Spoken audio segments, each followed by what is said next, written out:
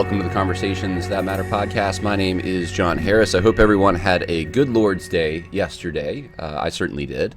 And I was out, actually, from the time I woke up, went to church, had some good fellowship in the afternoon, and came home late in the evening. So it was a good day, and the sermon was on the attributes of God, various attributes. Always a good reminder. That's something that we can never really forget about, but it's so easy to forget about during the course of life, who God is.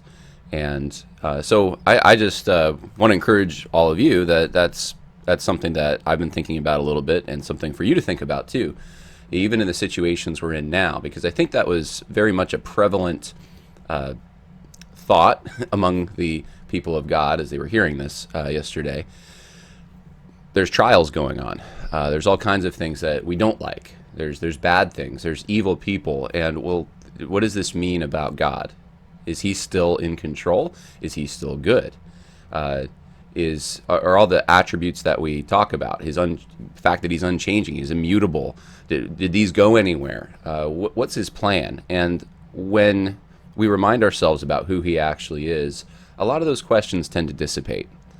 Doesn't mean that they're gone completely. It just means that we understand that we are small, God's big, he understands a lot more than us, and we're just part of this this very interconnected, interwoven plan that God has, and we can see our little thread, but we don't see how that connects to everything else. So we're part of a big tapestry.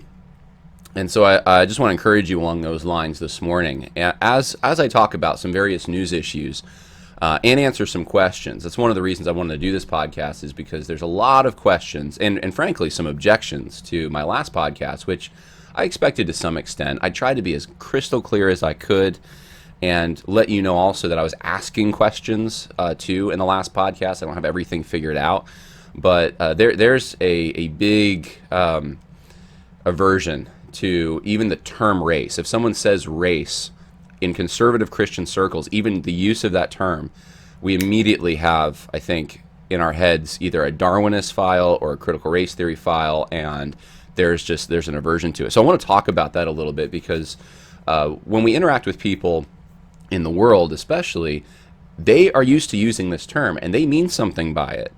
And even if you don't think, some of you, I'm not saying for everyone, but even if you don't think this is a valid term, we shouldn't use it, I get that. And I don't even use the term. I use the word people. I think I said that in the last podcast. I don't say race, I say people generally, just because I try to avoid confusion. But the people in the world are using that term. So, and they mean something by it, and we need to know what they're talking about in order to interact with them sometimes on these issues. And I believe, preach the gospel, yes. But that's not the only interaction that we have with people in the world. They're going to have objections. One of them today, against even Christianity and the Bible and the history of the church, is that it gets the issue of race all wrong, and that it's been used to forward all kinds of oppression. And so we have to understand something about that in order to give an answer for those who ask us about the hope within us. So I'm going to get into those objections a little bit today. And again, I actually appreciate it. I invited people to reach out to me, send me resources they think would help. I think one person did send me a book suggestion by Ken Ham, which I do appreciate. I am pretty familiar with Ken Ham. I grew up actually in a house where we had Creation magazine every week, and or every time it came out. I've been to the Creation Museum a number of times. I've actually spoken to Ken Ham personally. It's an interesting story. I was at a conference. This was probably like 12 or 13 years ago now, I would guess. Maybe, yeah, something like that. And it was a deeper conference. So I was in Covington, Kentucky. And Ken Ham's sitting there by the Answers in Genesis booth, and no one's talking to him. There's a whole room full of people. And I just thought that was interesting. So I went up and I talked to him, and we had a great conversation, and I really appreciate what he does, his ministry. I encourage everyone to go out to the Creation Museum and the Ark. There's so much truth, and it's just amazing what they've done out there too. I remember last time I was at the Ark encounter, we were in line, and the people behind us were not Christians at all. They just came out to see this big Ark. And in the process, they were exposed to good teaching, and they were exposed to the gospel. And that is, I think, the heart of what Ken Ham is trying to do, which I very much appreciate. But I'll talk about that a little bit, the way that he objects to the usage of the term race, or how he conceives of it, because he's very much responding to Darwinists. And it's not the same as responding to critical race theorists. And so I'll explain that a little bit. I don't want to go into a whole lot of detail. I don't want to reinvent the wheel, because I talked about some of this in the last video, but I do want to talk about the objections and the questions. So let's get into some of the news items for today. Some things in my inbox. I don't always share these on the podcast, but I thought today there's just a whole bunch of stories, and I thought, you know what, we'll just go through them. I know some of you like being updated on this stuff. So someone sent me today, this is January 24th, episode 1735 of Desiring God, John Piper's podcast, I guess. And the question is, did Bathsheba sin with David? So they have this whole podcast. Now, the word rape comes up immediately. And was this a rape? And that seems to be the central question. And that's I did a whole podcast, by the way, on this called King David a Rapist, ? And then I go into some other stuff. I used to do a lot of, I used to do podcasts very much like this one, where I would combine a bunch of topics into one. And I don't do that as much anymore. I try to keep it to 1 or 2 topics. But I did a whole thing on King David, was he a rapist? And this was in response to Rachel Den Hollander. There was a whole thing on Twitter about it, and she was correcting someone. And I got into the original languages. I gave you as much as I possibly could, the biblical history. And the long and short of it is, no, it doesn't look like David raped Bathsheba. And the only reason someone would, I think, have to say that is, and this is what I said at the time, is that you must be influenced by the Me Too movement in some way, because it's the main argument used is, well, because there was a power disparity. Because there was a power disparity, that must mean that it was a rape. And the issue here, there's a few things. The Hebrew word used to refer to what we would think of today as rape, and by the way, today, we're going to find this later in our discussion, but words in English and concepts in English, we have to do a lot of hard work to go back to biblical languages and then figure out, okay, what's the closest approximate in the biblical language? And the closest approximate, the Hebrew word that would be used for rape, is not used here.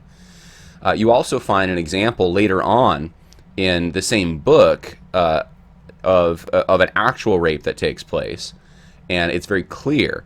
It's not clear in the story of David and Bathsheba. Now, does that mean that there wasn't a lot of pressure on Bathsheba? This is the king.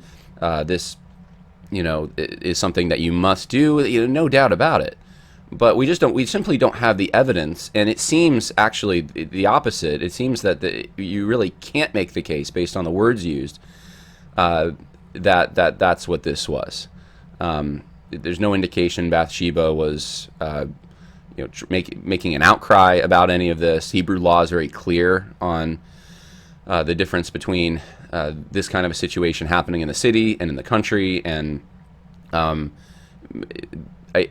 audible objection is very important to what the Hebrew law and the Mosaic Code. So we're not going into the whole thing, but I just thought it was interesting that John Piper's taking this line more now, and using essentially, basically the same kind of, here's the quote that Desiring God chose to put in the foreground of their article. "We are not exaggerating to use the word rape for David's abuse of his power in the way he took Bathsheba."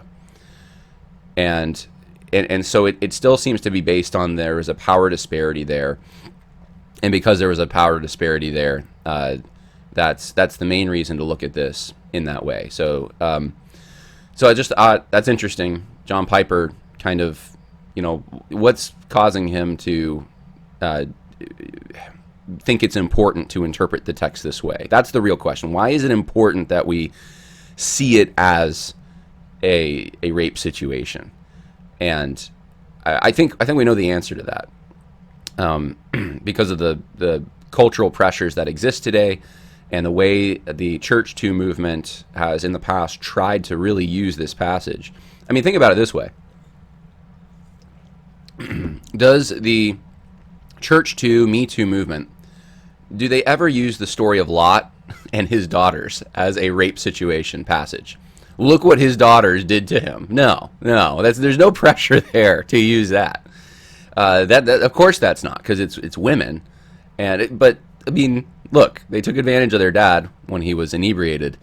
So I just find it interesting the passages that are cherry picked to forward this narrative that will drive kind of this Church to Me Too caring well type narrative. So that was this morning, and well, I at one time I would have thought that Pastor John Piper wouldn't go down that path, but there's been a number of things like this, unfortunately, and so if you want to know more about that, I'm not giving you everything on that whole biblical passage, but I do give a lot of information in King David a Rapist ? From October 8th, 2019. You can go to that podcast. And then, of course, I saw this, and I was like, oh, wow. The Chinese military next wonder weapon, laser guns. All right, so this is from 2021. And then there's a story, though, that came out just recently that I saw on Facebook. I don't have the particular story that I saw this morning pulled up, but it's basically the same thing that shows the capabilities of these new laser guns that they have. They're pretty insane. From a half a mile away, they can, in silence, burn something up.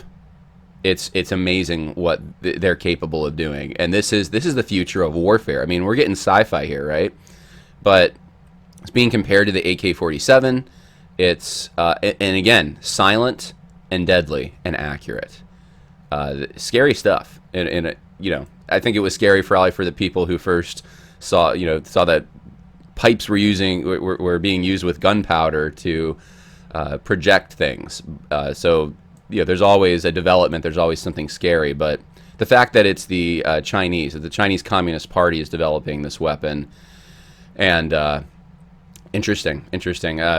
There's a lot I've learned about China in the last year that makes me really realize that we are in serious trouble, and in the next decade, I think.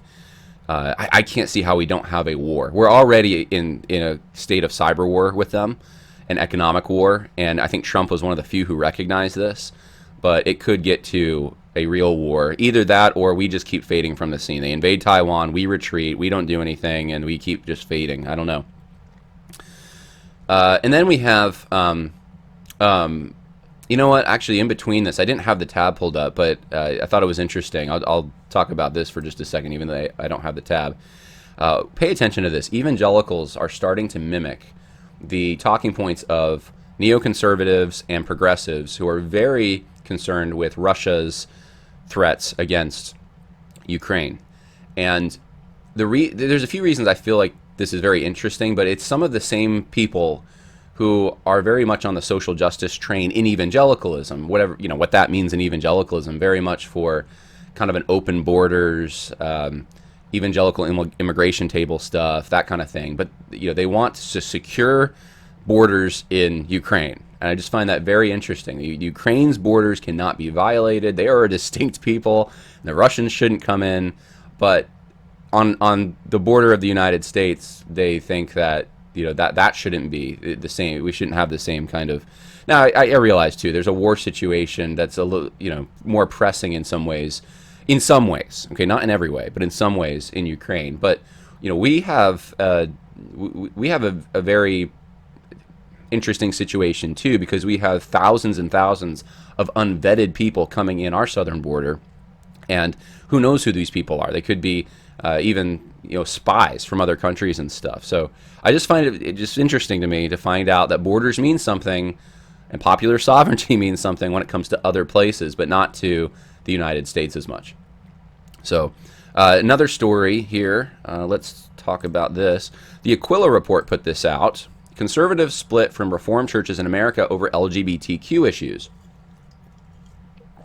January 10th, 2022, this came out. So this is a little over a week old, but let's see here.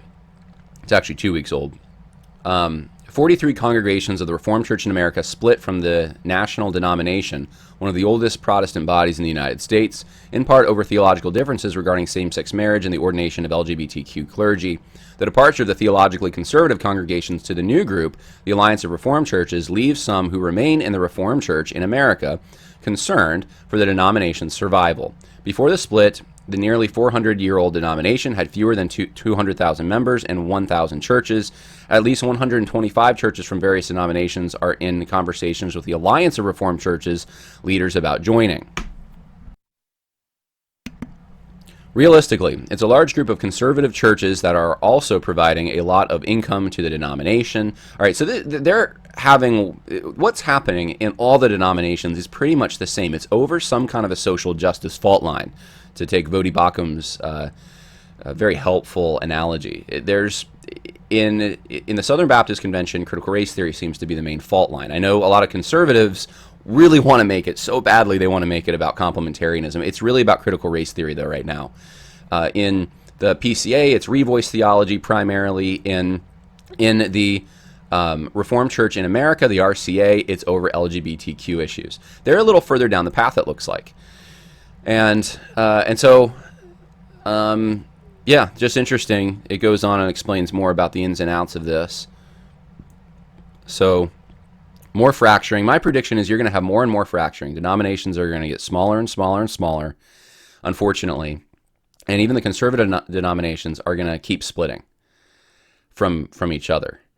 And I have a podcast coming later this week trying to explain, to the best of my ability, why this might be happening. Why is it that political conservatives and Orthodox conservatives in churches, Christians, tend to build denominations and then they leave them, build another denomination, leave them, and they keep getting taken over by progressives? Why is that? We keep seeing it happening. And then you have this big story that you've probably already heard about from January 20th. Jordan Peterson resigned as tenured University of Toronto professor, torpedoes academia. I'm not reading this headline very well. Jordan Peterson resigns as tenured University of Toronto professor, torpedoes academia as stunningly corrupt enterprise. And most of you have probably already seen this or heard this, heard commentary, so I'm not going to wax long about it. It's very damning of the current state of academia, and I agree 100%. This is exactly what academia has become. It's a corrupt enterprise. He says they all lie. Yeah, it seems that way sometimes. Even in Christian academia, I can tell you that to me, Christian academia is also corrupt. And I've had the privilege of being in some places, like I would say the history department at Liberty University, where it's very much an exception to, I think, the general rule. But there's weakness almost everywhere I've seen. In my seminary experience, in all the places I've been, all the 4 different evangelical institutions that I have, or 3 different that I have attended in person. So I'm not talking about the online stuff, but the 3 that I've actually been brick and mortar. Yes, the corruption is insane. I don't want to go through a lot of examples right now. We're talking about Jordan Peterson, but let me just say that this rings so true to me, everything he says. There's a precondition, he says, to occupy a faculty position. You have to believe in the social justice stuff. That's what he's saying, in order to even be hired.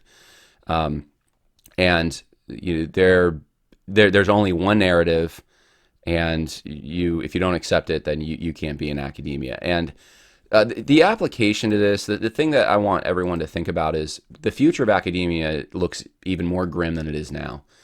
The children that from elementary school all the way up to graduate school are being educated right now and indoctrinated. In 20 years, what's this country going to look like? When you have people that are full-fledged, they believe sex is a social construct. They think that boys can be girls, girls can be boys. What do we do with that? Where does that take you? And the corruption that resides at the top levels of all our institutions makes it so that the men who should be standing up, and women, are not standing up. They won't stand up against this. They're worried about their retirement. They don't want to rock the boat too much. They're loyal to their institution. We shouldn't say anything negative about anyone. And the sense of proportion is so off, it's unbelievable. Even with godly men that I would consider godly, it's like they can't see the big picture and see what's happening at their institutions. And I've been disappointed in every place I've been. I've been disappointed to meet some people that I would say are have the right theology. Mostly, they understand basically what morality is and what God expects. And then when things are happening that they could do something about at their own institution, there's such an aversion to doing something. And I know part of it is the respect they have for the hierarchy that they're in. But the West is on fire. The country that we have now is going to look great compared to the country I think we're going to enter if these things are unchecked. And the only group of people that seem to be able to take somewhat of a stand are the people that don't have the platform to do it at the high levels. It's common people, blue collar, working class people mostly.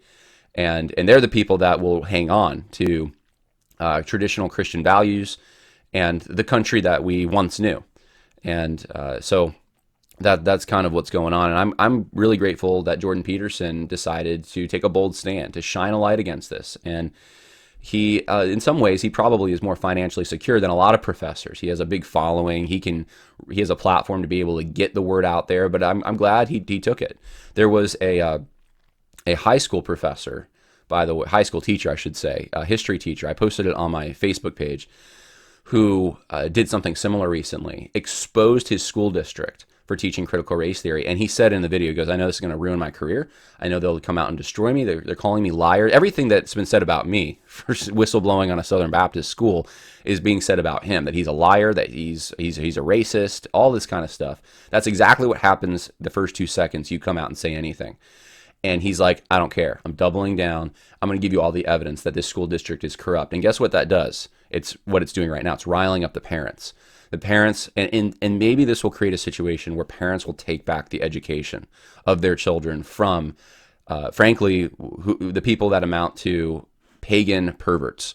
Most of them, they're pagan perverts. They don't live in they don't think they live in the world that God created. They want to create their own world. Everything is malleable according to what they want and what their preference is, and they are open to all kinds of perversions because of that. And they're the ones teaching your kids, and it just shouldn't be done anymore. I'm going to show you at some point. I think I had a friend actually, maybe I can show you now. Let me see if I can pull it up. A friend shared this with me. This is a local school district that is right near me. Let's see if I can pull it up. And I was, you hear about these news stories sometimes, and you think like, well, that's a ways away, right? Like that's not here. That's somewhere else. And someone sent me this, see if I can pull it up, this homework assignment from, here it is. I think this is it. Yeah, let me pull this up for you. Here it is. Noah Alvarenga on Facebook posted this, and it's public. It's a public post, and it's from Mrs. O'Mara, who teaches social studies at Walkle Senior High School. And he said, let this be a reminder to you, my fellow Hudson Valley residents, the wicked pagan religion sweeping the nation is not just out there in some fancy college, nor in the cities, nor on their TikToks. It's being fed into them 5 days a week, 8 hours a day. All right, so he's saying this stuff is not just on Fox News or whatever news channel you watch. Here's the homework assignment. For the interest of this survey, the word represented refers to how often you learn about the described groups and how many individuals from these groups you focus on in your current and past social studies classroom. On a scale of 1 to 5, how well are people of color represented in the subjects of social studies?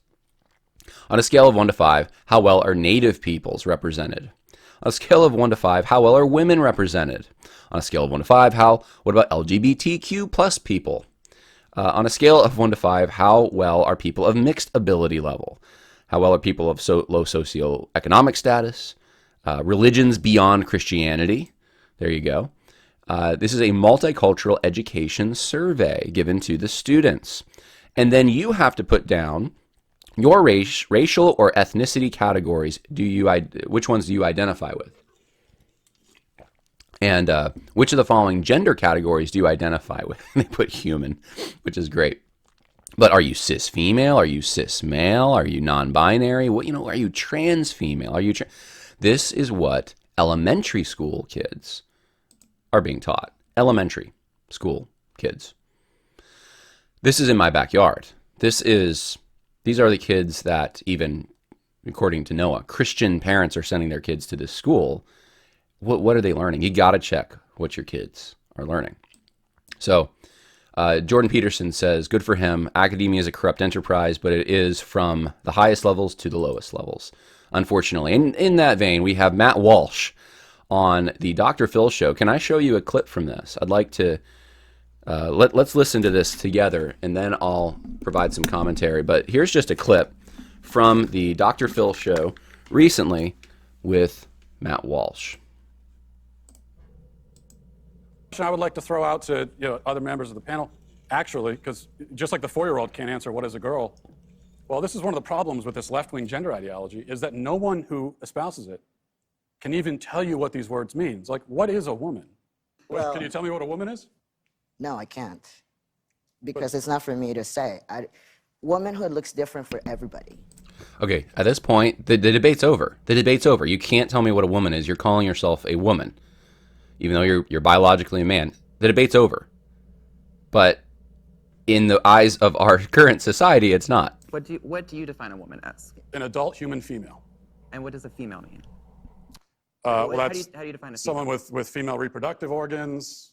Okay. Someone who's, here's the thing. When you're female, it goes right down to your bones, your DNA. So that's why if someone dies, we could dig up their bones 100 years from now. We have no idea what they believed in their head, but we can tell what sex they were because it's ingrained in every fiber of their being. Interesting. So I'm trying to understand.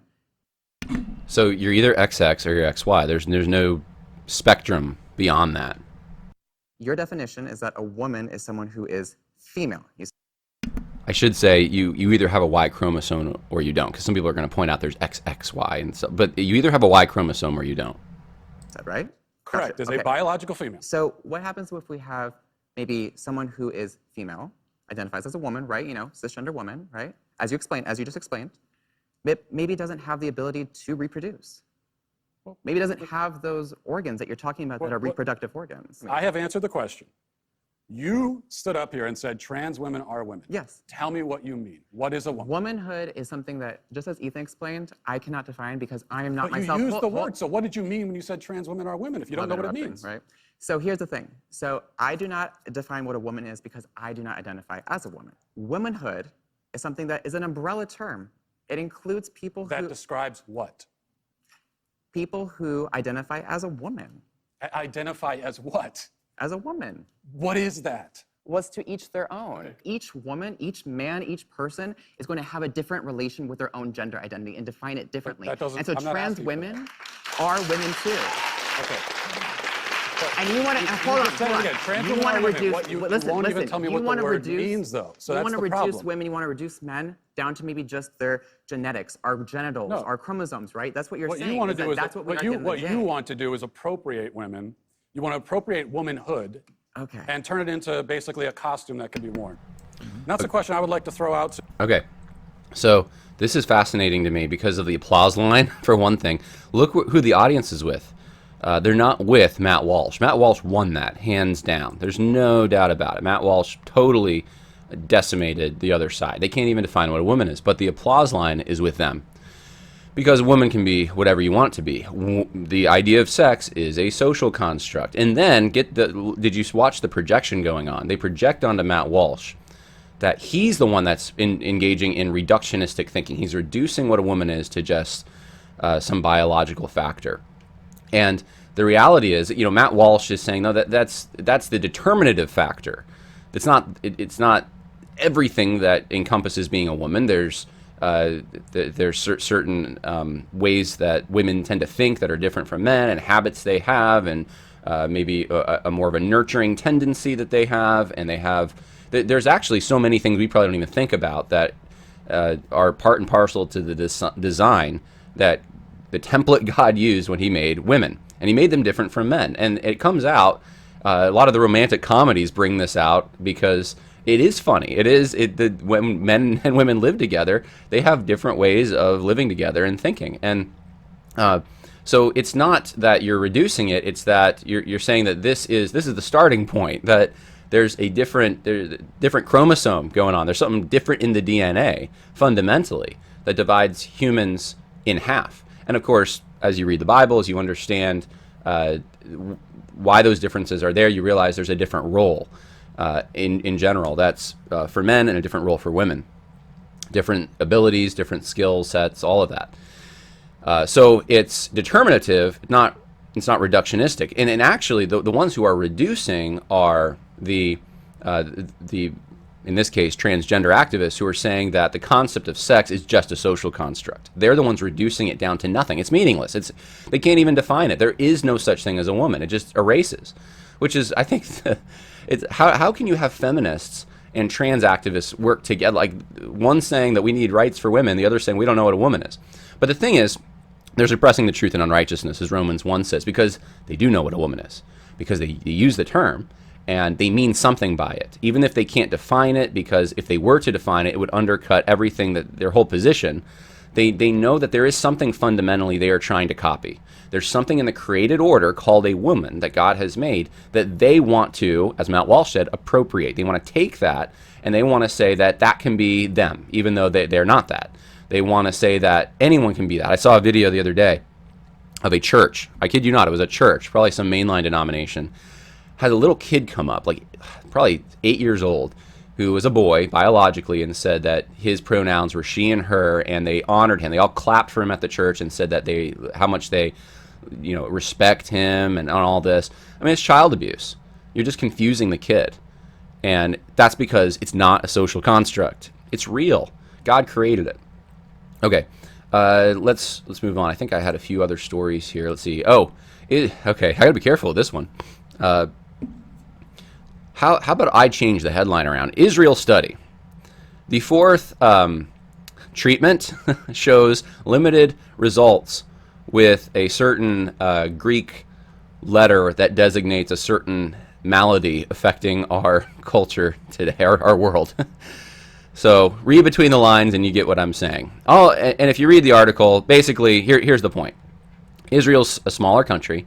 It's easier to get results from Israel. Now, I know that there's a lot of fudging going on in the United States. I know this for a fact. I don't know what's going on in Israel exactly with everything, how they're marking deaths and all that, but I do know this.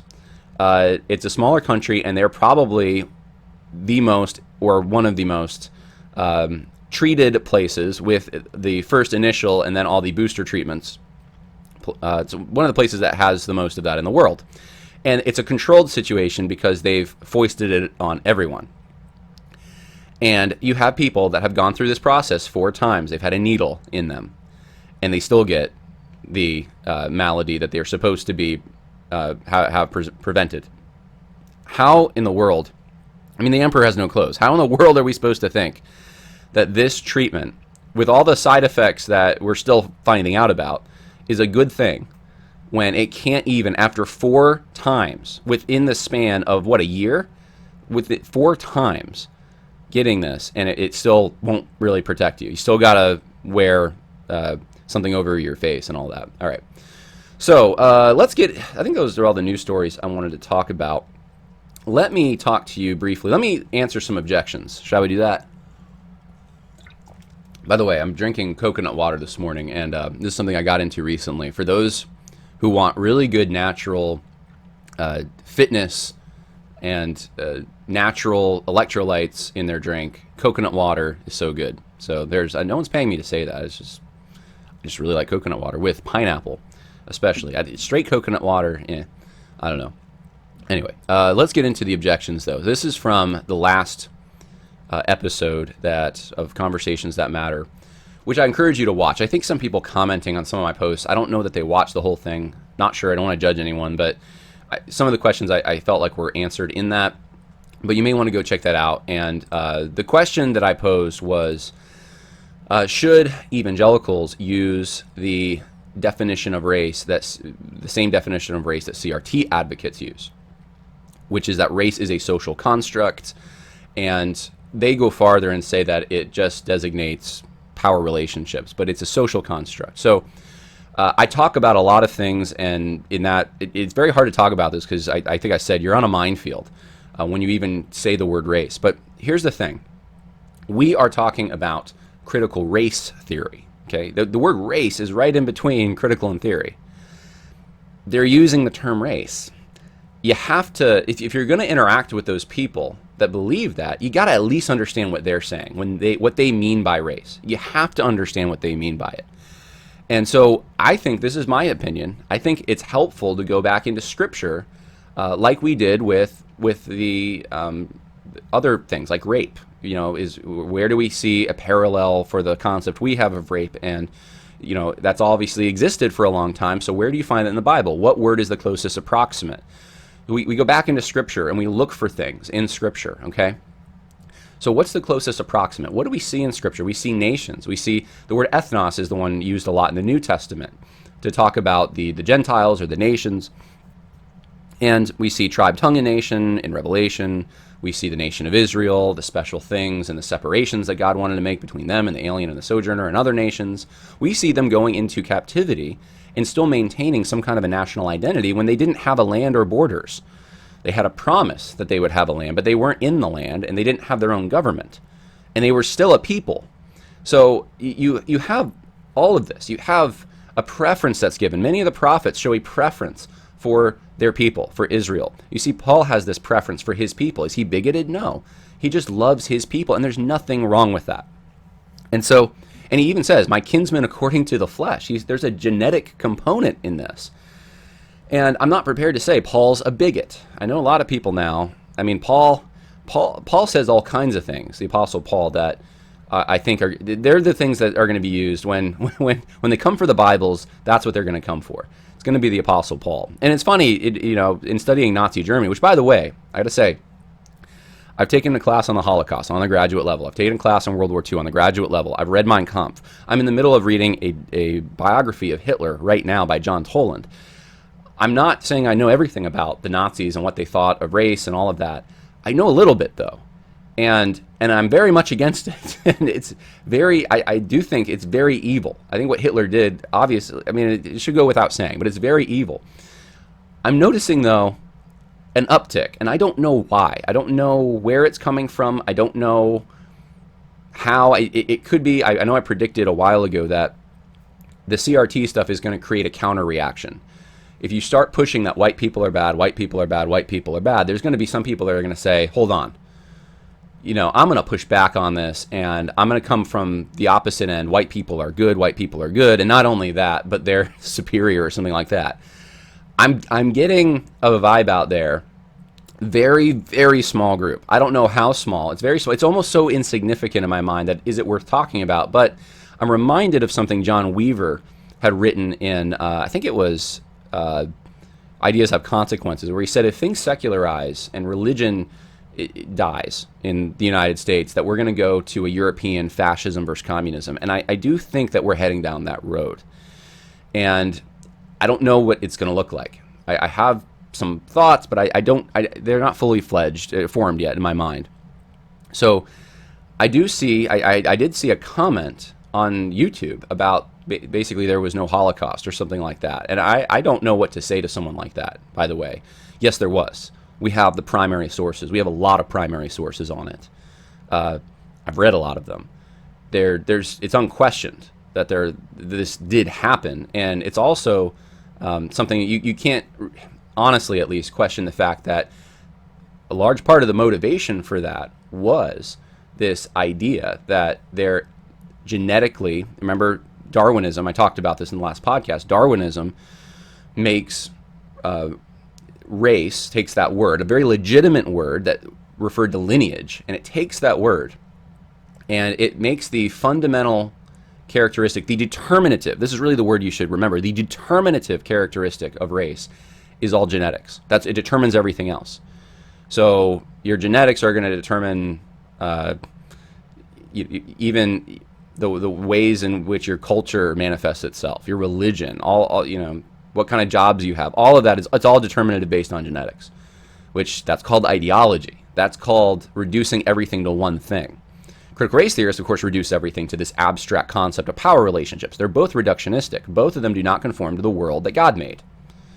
And so because that term was abused by Darwinists and then used by people like the Nazis most famously to that concept to oppress a certain group of people, actually many groups of people, then it's rejected today by a lot of evangelicals especially. And they don't want to even, I don't want to use that word, it's a bad word, it's, but the word's still used in the broader culture, okay? The word is still used by critical race theorists. Literally, that's the word. You got to understand what they mean by it if you want to interact with them. I'm not saying you have to use the word, but you at least have to understand, what does Christianity say? What are they saying? What's the difference between the two? And once you understand that, then you can start getting somewhere. But if you avoid the conversation, or you freak out if the term's used, or if you you want to just agree with them immediately, yes, race is a social construct. You engage in the same reductionistic thinking, then you're kind of giving them justification for their solutions in their minds. I know I said this in the last podcast. The battle is over the dictionary. If you buy into the definitions, you buy into the solutions. If you buy into the definitions, you buy into the solutions. If race is just a social construct, that's all it is, nothing else. And it designates power relationships, but even if you just say it's just a social construct, it's a malleable thing. We can change it, right? That means that all the oppression that's gone on, we can just reverse course through some political action if it's just a social construct. If the way that things are, and there's no providence involved, God's not doing anything, there's groups don't have certain tendencies, it's just literally the only thing that separates people groups is oppression, power being exerted over them, coercion. That's the only thing. Then you just have to reverse the coercion and coerce the other side. The people that have been doing the coercing need to be coerced. And that, bingo, that's where you get social justice.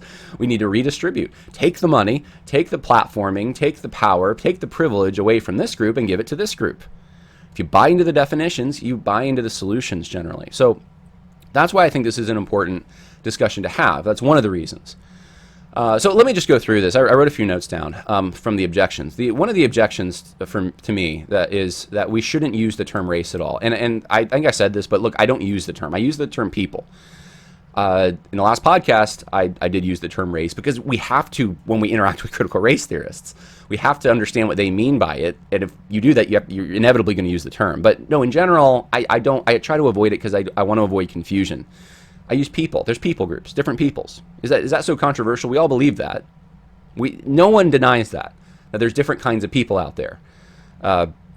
What makes them different, people might quibble about, but we can't deny that there's different kinds of people. There's different kinds of cuisines even that are associated with them. If I go to an Italian restaurant, I think I'm going to get food that came from a certain region, certain kinds of people, certain lineage that they're from. They're Italian, right? And the more authentic it is, right? I live in New York right now. So the more authentic, you walk in, and if it's an Italian restaurant and, everyone in there is Chinese, now maybe they still have good pizza. It's very possible, but you wouldn't think it's as authentic. And if there's, pictures on the wall that you would see in a Chinese buffet or something, and it's a pizza restaurant, you get the point.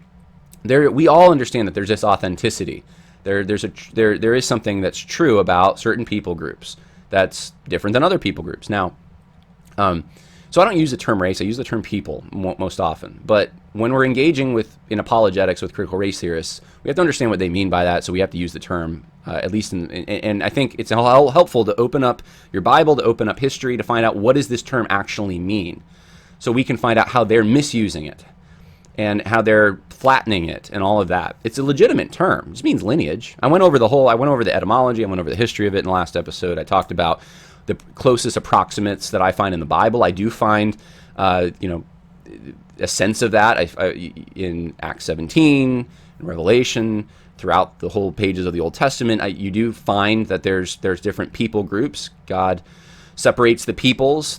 You have nations, but the word ethnos is the one I focused on the most.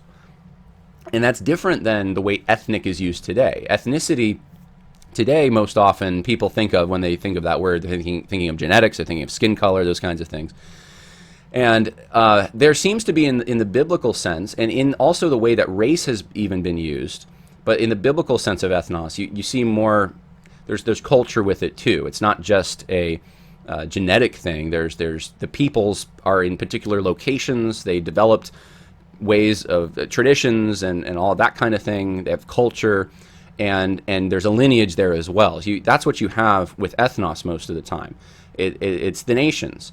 So it's a general, it's more general, and the word race is more general too. That's how it was used for hundreds of years before Darwinists ever even used the term. That's how it was used, and it's been used that way even up until today.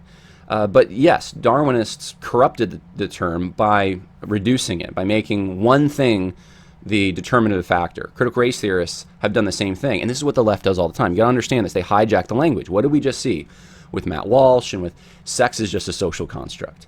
In 20 years, are Christians going to be saying we don't use the word sex? We can't use it anymore because, well, it's been hijacked by the left. It means something that we never intended. I hope not. I hope we can try to hold on to the dictionary. And that's one of my things. And you don't have to agree with me on this, but I think the left is always going to take our terms, legitimate terms, and corrupt them, try to fit them into categories that they want. And their goal, their objective is they don't like the creator. They want to be the creators. They want to make the world in their image. So that's why they make so many things abstract and malleable, and they can change them, and you can identify as this or identify as that, or they put it into a realm where they can manipulate it in the imaginary world of their heads. It's really, the difference between realism and idealism comes out in this quite a bit. The leftists are idealists most of the time. They're idealists. So that being said, I don't tend to use the term, but we have to try to at least understand what the term means. And I have no problem with someone who does use the term a lot. And when we engage with critical race theorists, we're going to have to navigate that. So I don't want to cede the dictionary to them. So in understanding what CRT proponents mean when they use it, I think of the term whiteness, and I think of the term white privilege. Whiteness, anything that comes from Western culture is whiteness. Just is. Your decorations in your house, that's whiteness. The colors you choose to put on your walls, whiteness. It's all everything, and it's always linked to oppression somehow. Always whiteness. And then, of course, white privilege is just, that's the genetic component. That's the color of your skin means you have a privilege others don't, even if you're in Appalachia and don't have running water. So when they use the term race, that they're talking about something, they're actually denigrating something that's legitimate. They're denigrating culture. They're denigrating lineage. Okay, and they're saying that they're making them bad. It's really bad to have these things, to have this. To have any kind of Western European culture, to be European in your ethnicity, really bad. And so that's what they mean. Now, of course, they then kick it up to the realm of the imaginative, the abstract, it's just a social construct. But then there is something tangible in the real world that they point to locate it. So you have the option of not being those things in some way, of checking your privilege, redistributing things to get justice done, and to stop forwarding your oppressive European culture. You have the option to do this. And those are the steps you must make to bring about social justice. So yes, is critical race theory inherently contradictory? Yeah, of course it is. Is evolutionary theory inherently contradictory? Yes, of course they are. But they are, when they refer to race, there is something behind that. There's something in the real world that they're using to forward their narrative somewhere. And I don't care what term you use for it necessarily, but that there's a concept there. You got to figure out what that is. And I submit to you that it's culture and it's lineage. That's what they're talking about when they talk about these things. And religion is even part of this. That's part of the culture. That's why you even see in some critical race theory books, Christianity is a problem. So imagine trying to discuss this issue with them without using the term race. You would just be so confusing. So I just think for practical purposes, even alone, you got to figure out how you're going to navigate that. Use the term, use it correctly, and then to say, no, those things aren't bad. Lineage isn't bad. That God made this world, okay? And he made it's one of the good things he made. And there's no lineage that's better than another lineage, but he made lineage. That's something real. He made families, okay? Would we say family is just a social construct? No. Would we say there's only one family, the human family? Well, no. We know what someone means when they say that, but there are different families. There's different groups. There's different peoples. So that's one objection I got. We shouldn't use the term race. Another objection is it's a pointless discussion. That it's stupid to have this conversation. And I would submit to you, no, it's not. And I think I just gave some reasons for why it's not pointless. We in order to interact with people that one of their fundamental tenets in life is that race is a social construct, you have to understand what they mean by that. They're building their worldview off of this. So it's not a pointless discussion. You can introduce them to the creator who didn't make this as a social construct, but actually made it something real, tangible in the real world. And it's part of his plan to have all peoples come and worship him at the end of time. It's part of, do I know all the ins and outs of why God wanted it that way? No. I just know that that's how God created it. And I love the diversity of it, actually. I love the true diversity, not what they talk about. I love the fact that there's different peoples. And when I've traveled and been around people that are different, it's an educational experience. It's a refreshing experience for me. And there's something God likes about that. There's something, part of his creation is that. And so I don't think it's pointless to talk about it. When CRT advocates say race is a social construct, they're saying different people groups aren't objective realities in the world. Instead, they're abstract designations that humans artificially produce. Let me repeat that. When CRT advocates say race is a social construct, they're saying different people groups aren't objective realities in the world. Instead, they're abstract designations human artificially produce. They're taking away the role of the creator. Okay? Saying you didn't create these differences. You didn't move people groups around. You didn't cause empires to rise and fall. That was human beings and their oppression that caused all of these differences that we see around us.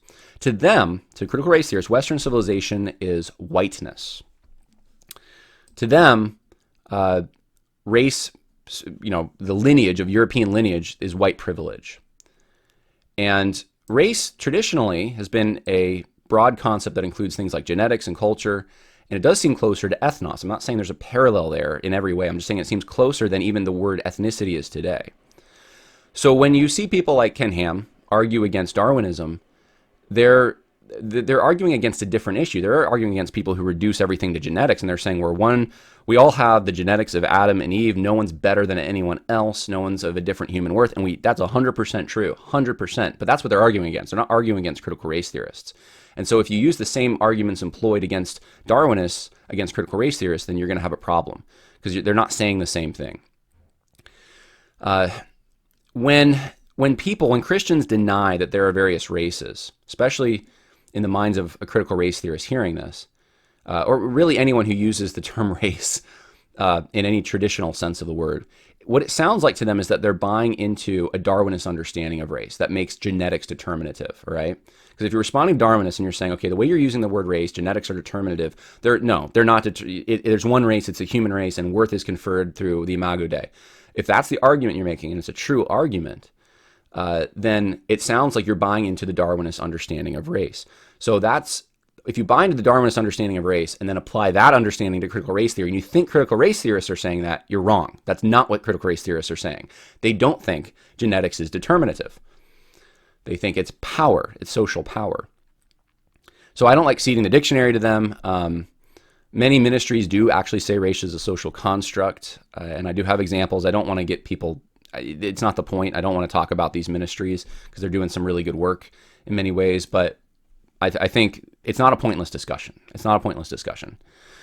What if someone were to say sex is not a social construct either? And we saw examples of that. There's a corrupted definition there. Would we say 30 years from now, well, it's a pointless discussion? I hope not. The definitions, like I said, drive the solutions. So there's also an objection I got, just an aversion to the word race. There's no such thing as race because, and a number of people told me this, there's 4 different objections I got for there's no such thing as race because different races can have children. okay, short people and tall people can get together and have children. Is there no such thing as short and tall? Different people of different religions have gotten together and had children. Does that mean those religions don't exist? I mean, there's a lot. We can go down a long list of things, of characteristics that are identifiable in the real world that don't prevent people from getting together and having kids, and we wouldn't say they're not real distinctions. So it's a weird argument to me. I think what someone's trying to say, that this is an evolutionary thing. Again, they're still on the evolution track in their mind, and they're thinking like, well, different kinds are able to have children together, and so maybe favoring the word kind over the word race. I don't know, but someone I think who's saying this is thinking that race means it's something so different. So one race to another race is so earth-shatteringly different. Like they evolve from different areas, like early Darwinists believe or something, that there is no commonality between them. That's just not the case. That's just not, the Bible teaches that we all came from Adam and Eve. We're all of equal worth. We all have the imago Dei. So there's, I don't know. Some of my best friends that I have so much in common with are probably a lot farther in their genetics than I am, than I am with certain people that have closer genetics to me that I'm not close with. A secularist, atheistic, college professor who might be my cousin or something, I have way less in common with them than I do some of my really good friends that are from places like Kenya, or Black Americans, or even some of the members of my family who are Hispanic. We share more in common, mostly because of our Christianity, but also because of maybe we have similar values and similar cultures in a way. Actually, my friend from Kenya, who I'm very good friends with, in some ways, he likes drinking tea and stuff. There's a British thing going on there. I don't know where that came in, but there's certain things we have in common. We have shared interests and hobbies, and human relationships are complex. And anyone who would say the only thing that's determinative is genetics, like a Darwinist, is just an idiot, or they're evil. They're both, possibly. And so, yeah, we reject that, obviously. But that's, again, critical race theorists, they're not saying that when they say race is a social construct. They're not saying genetics is determinative. So any objection I know I'm beating a dead horse with this, but I think that we've had it beaten into us so much that I have to repeat it. Any objection that we would give to Darwinism isn't going to be sufficient for critical race theory. So, of course, different peoples can have children. Humans all worship God equally. Is another thing. So there's no such thing as race because humans all worship God equally. So you could say there's no such thing as sex either, because males and females worship God equally. So sex just doesn't exist. That doesn't quite make sense to me. All humans are of equal worth. So there's no such thing as race because all humans are of equal worth. Agreed. Yes, of course. Of course they are. But again, genders of different genders are also of equal worth before God. That doesn't mean that they don't exist, that there's no such thing as a man or a woman. Like, if all these arguments could be used to push the transgender narrative, you probably don't want to use them. There's no such thing as race because it's been used to oppress people. Now, this is an interesting one to me, because I think this is the emotional thing. These are the images that come up, and I think this is the main aversion people have to using the term. They think the Holocaust. They might think segregation. There's a whole long list of things in their minds when the term race comes up, and they immediately can't go there. We can't talk about that. But you have an ungodly ideology that's taking captive people, that's using the term. So this creates a dilemma. So I think when it comes to this objection, first thing to note is a lot of things have been used to oppress people. Borders have been used to oppress people. Differences on location where people live, right? Does that mean that we don't have a location we live in? No. Differences in sex have been used to oppress people. Does that mean there's no such thing as sex? No. Differences in disability status and mental ability, those have been used to oppress people. Does that mean there are no people with different mental abilities or disabilities? No. The unborn, right? Abortion. People taking advantage of humans because they're unborn. Does that mean there's no such thing as a baby? Yikes, right? No, of course there is. Vaccinated status, right? That's being used to oppress people. So should we just never talk about it, or there's no such thing as a vaccinated person? Differences in religion.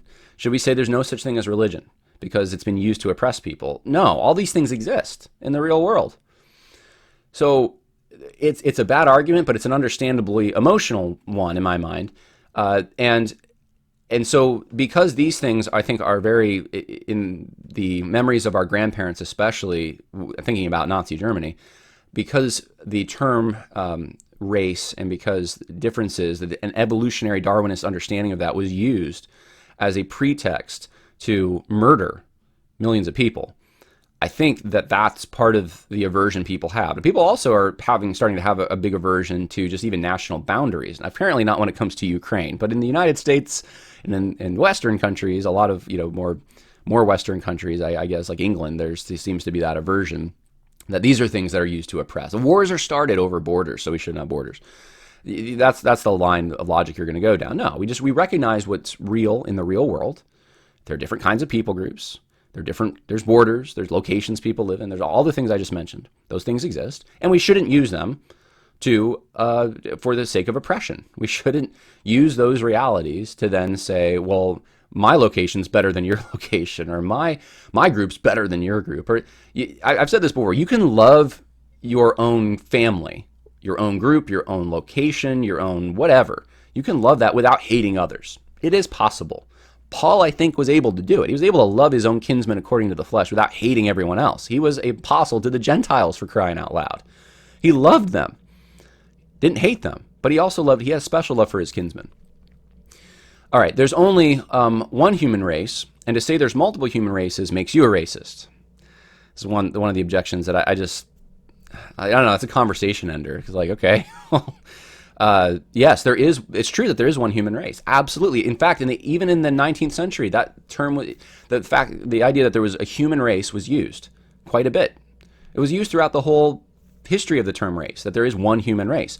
And people also spoke of it as there are different human races as well. That both terms were used. That's why I say it's a looser term than the people who reduce it in Darwinism or in CRT want to make it. It's a looser term. And then, of course, a big one, race is a term for skin color. I keep hearing that one. I asked someone for a definition of this. I can't find any definition of this. I think this is just coming from a reductionistic evolutionary understanding again, that's the biggest identifying mark of a determinative genetic condition, that you can determine genetics by looking at things like skin tone or the way noses are shaped or whatever. The Nazis used to have these charts or whatever. And so the people are imposing their own definition of race, which seems to be more of an evolutionary corruption of the term, saying that it's just skin color. No, it's not. And I don't think, I haven't seen any definition that says it's just skin color. No, it's more than that. So those are the main objections. Overall, I guess what I want to say to wrap this up is we are responding to critical race theory. They think of genetics, they think of lineage, they think of culture when they're talking about Europeans. And to engage with them, we have to understand what they mean by that.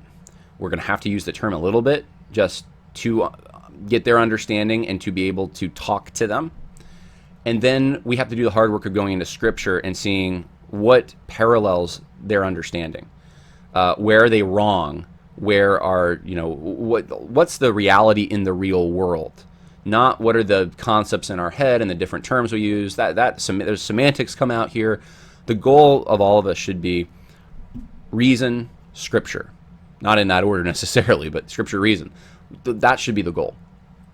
What does Scripture say? What does Scripture say about reality? And then let's reason through this false religion that's coming down the pike that makes an idol out of race, that makes an idol out of race as a social construct, and then sees everything as some difference between oppression that we can, as humans, all-powerful human gods, apparently, correct through some kind of a redistribution scheme. Sorry, you're just not going to do it, and your solutions are going to be bad if that's the way you think of it, if that's what you think race actually is. So that's my thoughts. Those are my thoughts on some of the objections that I've received from this. I don't plan to talk about this a lot. In fact, I may not talk about it much more, but I do think it's important, at the very least, to open up this discussion. And again, if you have resources or whatever, you can, I'm more than open to hearing even other objections, or just resources. I mean, that's really what I was more asking for in the last episode. I think one person sent me one book. Most people were just giving me their opinion of why I shouldn't use the term race or something. But I think we have to at least breach this topic. And for people to then come out and say you're a racist because you're even trying to engage with critical race theorists, you're trying to open your Bible and faithfully figure out what things mean. There's no hatred in your heart for anyone else. You're not reducing everything to genetics. You're not into genetic determinism. You're not, to say that someone who does that is a racist, which is the fear people have, is we just push back on it. We just say, no, it's not. In fact, maybe you're the one that's being insensitive. Maybe you're the one that's being a bully. Maybe you're, if people are going to just start throwing out name calls and slurs just because you're trying to understand and you're on a journey to understand what the scripture has to say, what exists in the real world, that shouldn't be. That's an enterprise. And again, that used to be the academic enterprise. It used to be something that you're able to ask questions, explore things, engage productively with different viewpoints. And now I think we have, as Jordan Peterson said, there's an orthodoxy. You are not allowed to disagree on some things. The definition of race belongs now to the critical race theorists, and you are not allowed to argue, and any deviation from what they say makes you a racist. If you think it's not a social construct, if you think that there was a previous definition, or like the real definition that they've corrupted, then you're a racist.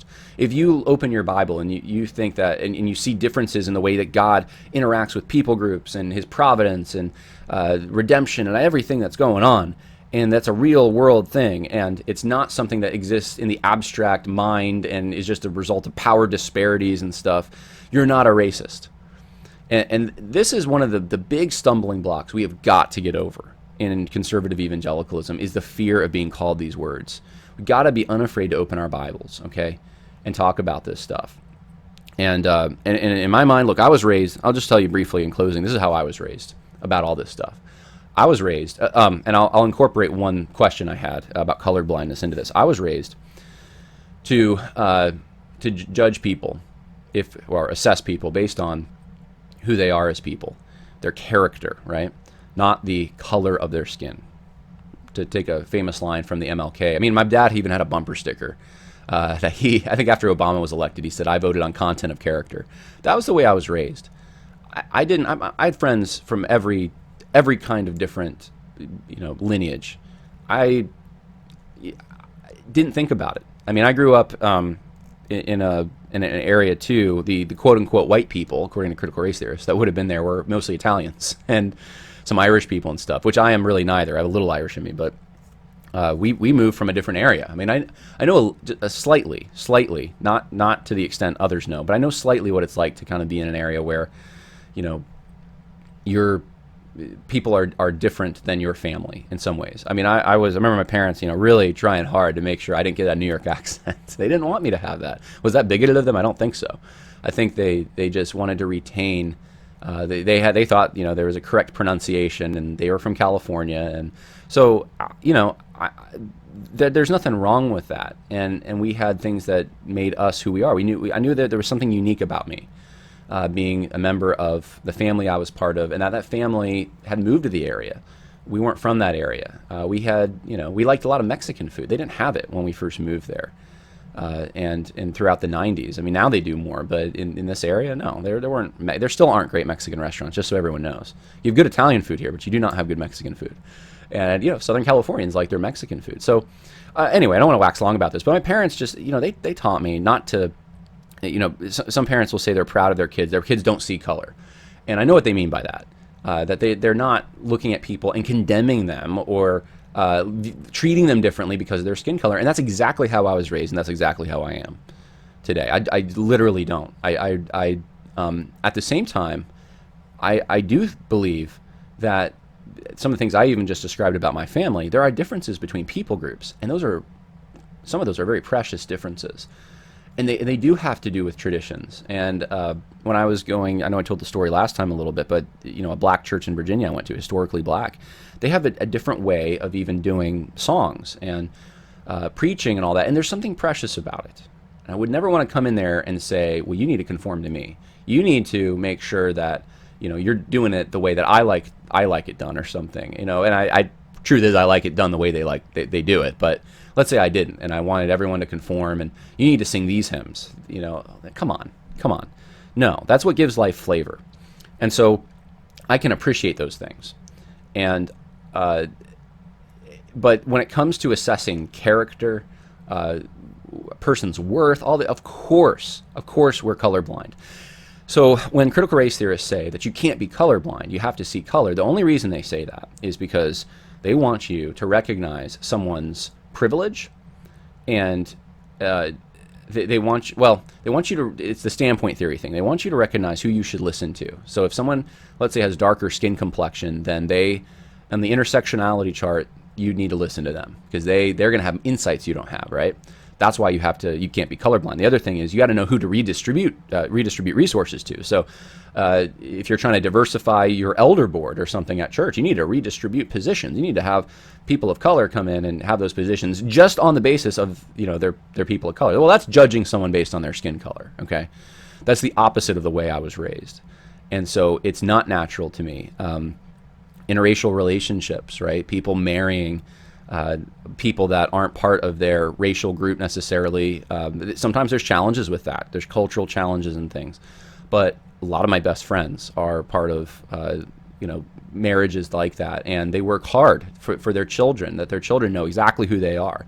And the main thing is, you're part of whatever the last name, you're part of our family. If you have a really good family identity, and Christianity being part of that we follow Jesus, these are Jesus's rules, then your kids, even if they're whatever you want to call it, mixed race or whatever, that's the important thing. That's the primary thing to focus on.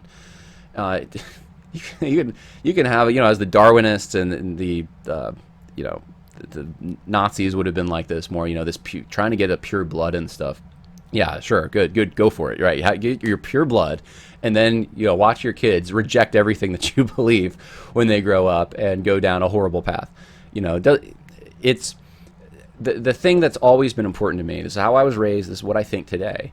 Is are they Christians? That's the first question you ask. Let's say, if you're a European person of some European descent, let's say you're Scottish descent. All right, I have a lot of Scottish in me, and you get married to someone who's from Russia, grew up there. English is their second language. Guess what? There's probably going to be a lot of differences between you and them. A lot more differences than there would be between you and someone next door who happens to be Hispanic. But they grew up in the same area you did, go to the same church, all that. So it's more complicated than the people who want to reduce everything to one thing try to make it out to be. And the quest should always be, what's going to make a successful marriage, a godly marriage, for our kids, for generations down the road. I mean, Proverbs tells us, think about generations down the road. Think about the family that you're marrying into.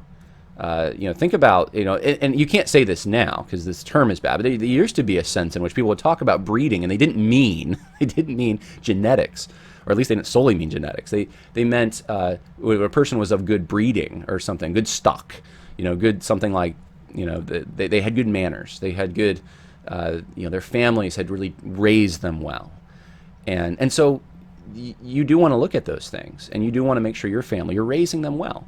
And it's perfectly, I don't know, people, I just think people, when they try to interact with critical race theory, they're so afraid that they're going to walk into some kind of mine where they are going to be pigeonholed into supporting segregation or supporting something that they know that they have an aversion to, that's wrong, that kind of thing, or they're in favor of the Holocaust or something like that. And it's like, no, that's just what bullies do. That's what bullies do, that kind of thing. They try to make you to sound that way.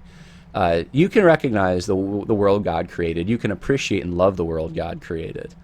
And you can even love your own, like Paul did. And it doesn't make you a bigot or a hater or any of those things. And so those are just some of my thoughts on this topic.